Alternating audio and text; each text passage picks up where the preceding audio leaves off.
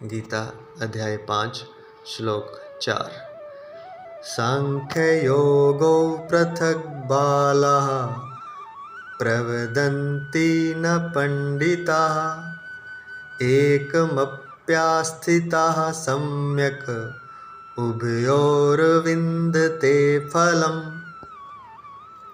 संन्यास और कर्म योग को मूर्ख लोग पृथक पृथक फल देने वाला कहते हैं, न कि पंडित जन, क्योंकि दोनों में से एक में भी सम्यक प्रकार से स्थित पुरुष दोनों के फल रूप परमात्मा को प्राप्त होता है।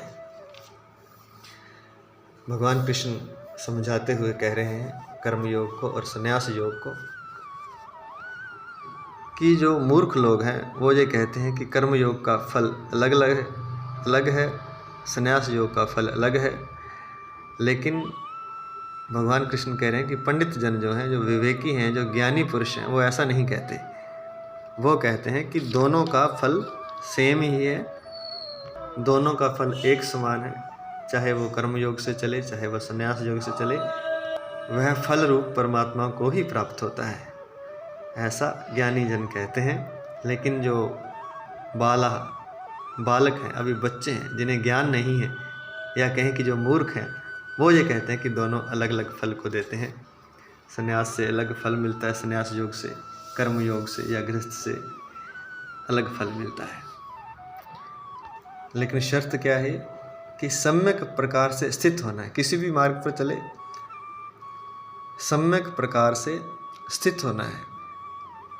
हर मार्ग का अनुसंधान गहराई से करना है, दृढ़ता से करना है। जिस भी मार्ग पर चले उस मार्ग पर दृढ़ता से उस मार्ग का पालन करे तो वह परमात्मा को प्राप्त होता है। यह ऐसे ही है जैसे कोई पहाड़ की चोटी पर चढ़ना चाहता है तो एक पूर्व दिशा से चलता है, एक पश्चिम दिशा से चलता है।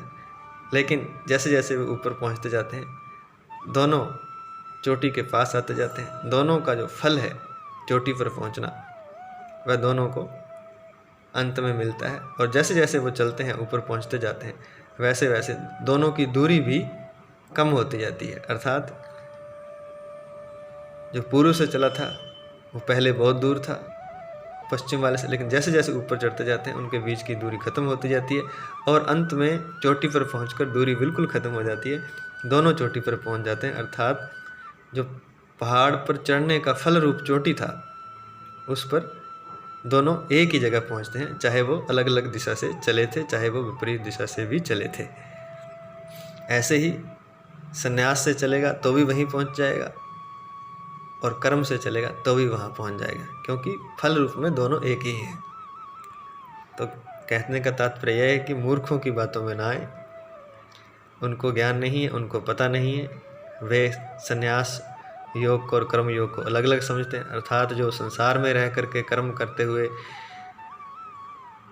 या कहें गृहस्थ में रह करके बच्चों की पालना करते हुए, संसार की पालना करते हुए, धन कमाते हुए जो चलता है, उसे फल अलग मिलेगा, और जो सन्यासी हो गया है उसे कुछ विशेष फल मिलेगा। ऐसा नहीं है, दोनों से ही समान फल मिलेगा। जो कर्म योग से चल रहा है, जो संसार में स्थित है, जो धन कमा रहा है, जो मर्यादित होकर कामनाओं की पूर्ति करता हुआ धर्म, अर्थ, काम और अंत में मोक्ष की तरफ जा रहा है, वह भी मोक्ष को प्राप्त होगा, वह भी परमात्मा को प्राप्त होगा। और एक जिसने संसार छोड़ दिया है, सन्यासी हो गया है, भगवा धारण कर लिया है, संन्यास योग को अपना लिया है, वह भी परमात्मा को प्राप्त होगा।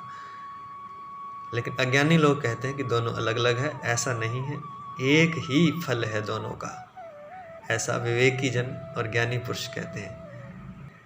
तो यह भली भांति अर्जुन को भगवान कृष्ण समझा रहे हैं। हमें भी यह भली भांति समझ लेना चाहिए कि दोनों का फल एक ही है, वह है परमात्मा की प्राप्ति। लेकिन शर्त यह है कि वह सम्यक प्रकार से स्थित हो अपने मार्ग में। चाहे वह कोई भी मार्ग चुने, उसमें पूरी दृढ़ता से स्थित हो वह। एकम अपि सम्यक आस्थितः, एक में भी सम्यक प्रकार से स्थित हो तो उभयो फलम विन्दते।